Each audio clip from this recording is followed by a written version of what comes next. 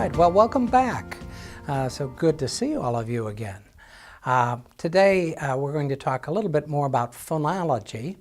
And in our previous talk, we talked about the phonological abilities of children who are deaf and hard of hearing. And in this talk, we're going to talk about ways to provide interventions to help them develop their speech. So let's get going. There are numerous phonological assessments or articulation tests available. And these have been developed for children who have normal hearing, but possible speech sound disorders. These include the Goldman-Fristow test of articulation, a very popular test in the U.S., the Arizona Articulation Proficiency Scale, the Photo Articulation Test, and there are others. And I'm sure you have some specific to children in Australia, too. For the ones I've mentioned, we have to, it's fine to give these tests to children who are deaf or hard of hearing. However, we need to remember their limitations. First of all, most of them focus on consonants and consonant clusters and don't involve assessing vowel production. And so it's important to kind of pull out that information about how children say the vowels in the stimulus words and how accurately they are. Same thing with diphthongs. And then also, because most articulation tests are word elicitation tasks, we don't get a sense for how well a child uses stress and intonation in connected speech. So keep in mind that those are areas we need to look at as well as the results of these tests. In addition to these tests developed for children who have normal hearing, there are some tools that have been developed especially for children who are deaf or hard of hearing. These include identifying early phonological needs by Payden and Brown, and then the Ling phonetic level and phonological level speech evaluations, which I'm sure you're all familiar with. And then another task that I've already mentioned in our last talk called the open and closed set task. And it's developed for the first 2 years, to be given during the first 2 years of hearing aid or cochlear implant use. And because it's a within-child assessment, we give it at 6, 12, and 18 months of post-sensory aid fitting. So let's talk about the O and C a little bit more. It's a criterion reference task. As I've mentioned, we give the same task to the child to look for changes within the child. The O and C consists of 3 lists of 10 words. The children are asked to imitate them and then to identify from 3 photos, a set of 3 photos, to identify the target word. All of the words in the O and C were chosen because in typically developing children, these words were produced by 75%, at least 75% of typically developing 2-year-olds. And each list, as I mentioned, was given at the 6, 12, and 18 months post-fitting.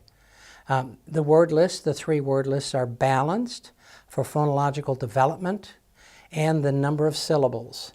And as they are equivalent, they can be given in any order. So, in a nutshell, the child hears the word that you say, they repeat the word, and then they point to the photo that shows the word. We have 3 scores, as I talked about in the last talk. A phoneme accuracy score measures the child's ability to imitate vowels and consonants. Word accuracy scores is an estimate of the intelligibility of the child's word productions.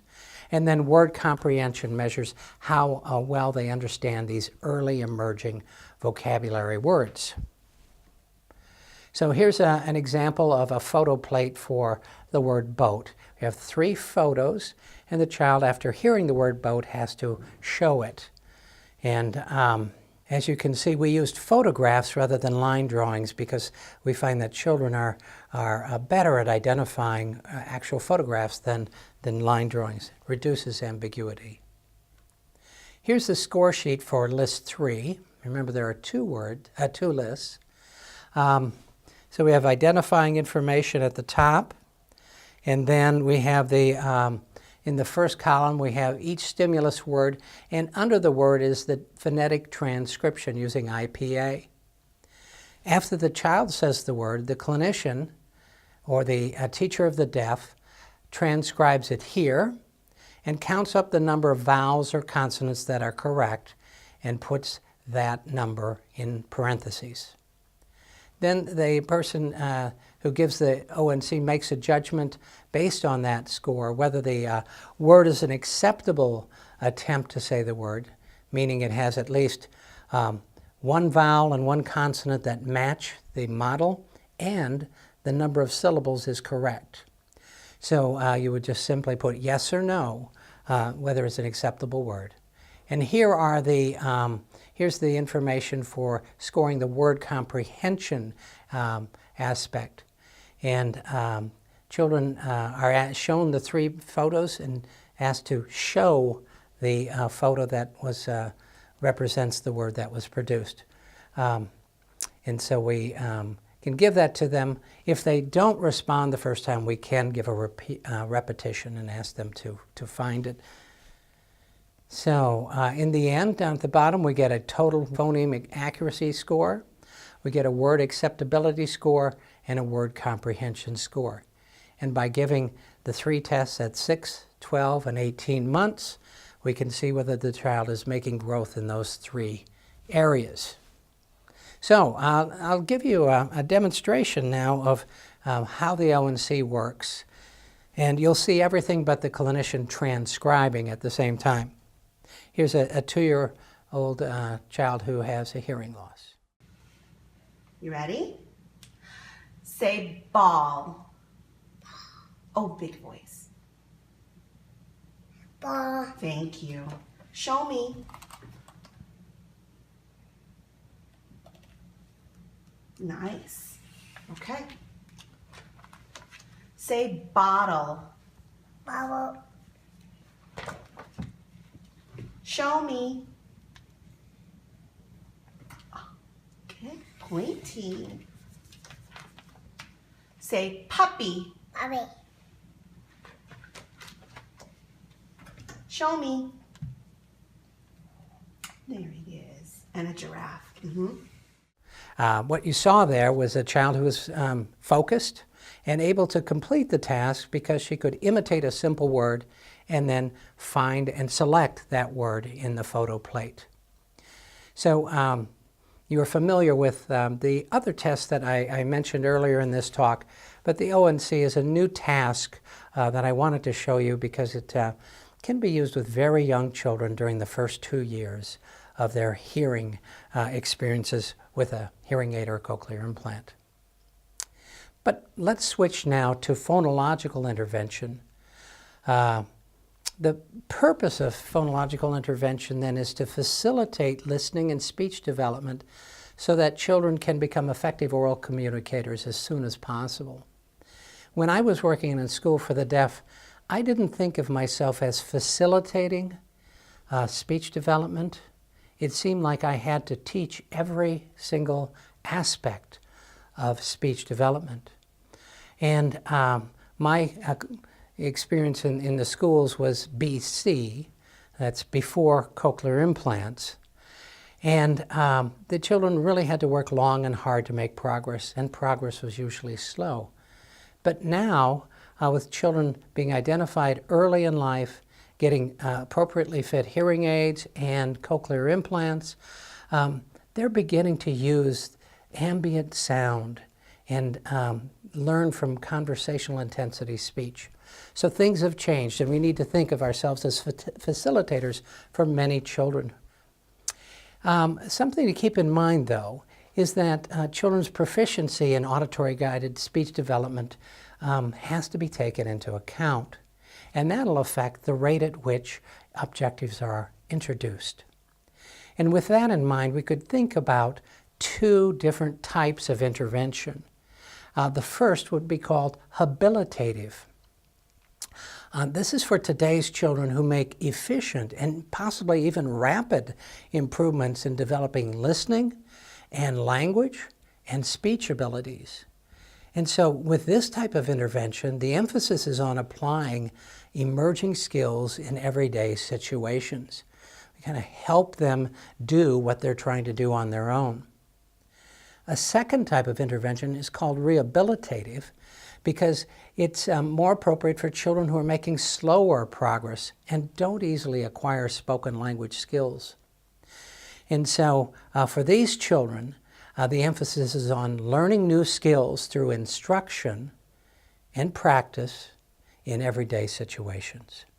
So keep in mind those two types of intervention and the kinds of children who might fall into either category. All right, so let's talk about some intervention approaches here for hard of hearing children or children with cochlear implants.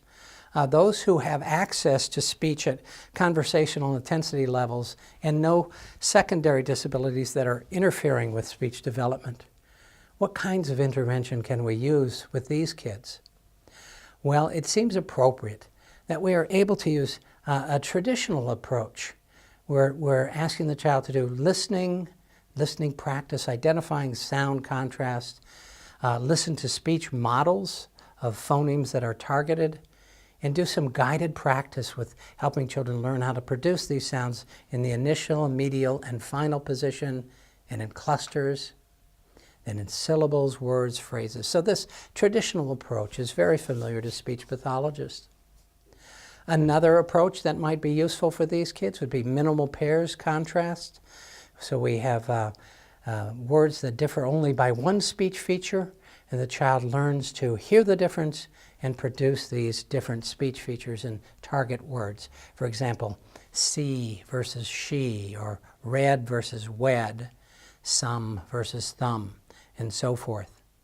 And there are other approaches to intervention that may be useful for these kids who need a habilitative approach as well.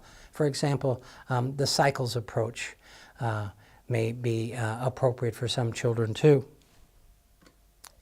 And for the second group of children, those who aren't learning as rapidly as the first, they might have limited auditory access or a secondary disability. We can't forget about the valuable resource that Daniel Ling's programs provide.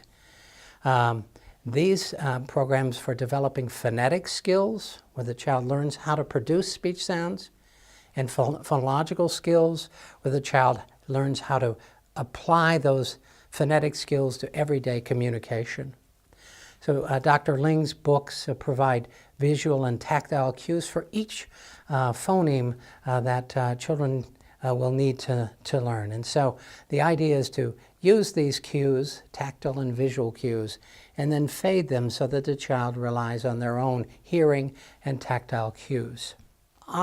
Today's children also call for special strategies, and the A.G. Bell Academy for Listening and Spoken Language has some suggestions. One is to make sure we use a quiet environment for intervention. You know how hard it is to listen in a lot of noise. Well, if children are trying to modify their speech based on auditory feedback, we want to reduce background noise. Second is that because these children are lagging behind their peers, they need intensive help, not only in classroom or in speech therapy sessions, but through parents who become facilitators of speech and language at home. And the child, him or herself, also needs to learn how to monitor their own speech, so they begin to pay attention to how things sound and can produce a speech as clearly as possible. And often, introducing a new target in the auditory condition first calls attention to the acoustic characteristics of the speech sounds themselves. And you're all more than familiar with an acoustic screen that covers the face so we can say target words and phrases, and the child has to listen rather than rely on visual cues. So the A.G. Bell Academy has developed these strategies so that we can apply them in habilitative and rehabilitative intervention. Some additional strategies can also make a difference for children.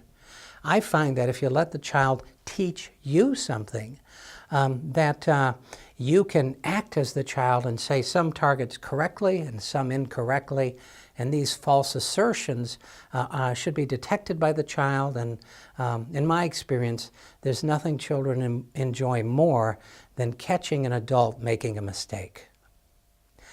I think it's also important to convey high expectations for the carryover of new sounds to spontaneous speech, making their speech intelligible, which is the topic of our final talk coming up.